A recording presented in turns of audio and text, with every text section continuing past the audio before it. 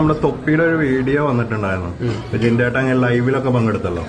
അത് 8 ലക്ഷം രൂപ മേടിച്ചിട്ടൊക്കെയാണെന്നാണ് തൊപ്പി പറയുന്നത്. അതിലെന്തെങ്കിലും യാഥാർത്ഥ്യം ഉണ്ടോ? അത് 5 lakhs വന്നു.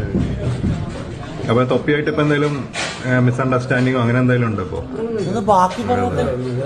മിസ്അണ്ടർസ്റ്റാൻഡിങ്ങിന്റെ ആവശ്യമില്ല. നമ്മളെ ഹെൽപ്പ് ചെയ്ത് ഈ കറക്റ്റ് എമൗണ്ട് പറയാതെ തൊപ്പി ഇത്രയും ഈ 3 ലക്ഷം രൂപയുടെ കൂട്ടി പറഞ്ഞതിനകത്ത് അത് ചോദിച്ചില്ലല്ലോ തൊപ്പി പറഞ്ഞ മോനെ.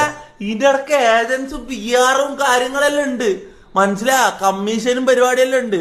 5 ജിൻഡോന് കൊടുത്തിട്ടുള്ളൂ. ഞാൻ ചെലവാക്കിയത് 8 ഓക്കെ. ജിൻഡോന്റെ കയ്യിലെത്തിയത് 5, മനസ്സിലായോ? ആൾക്ക് വേറെ ചെലവുണ്ടാവും. അതാ ഓർക്കറിയാം. അതൊക്കെ മൈരി നായിന്റെ മക്കം മീഡിയ കുത്തി ചോദിക്കുന്ന നോക്കിയാ എന്റെ മോനെ.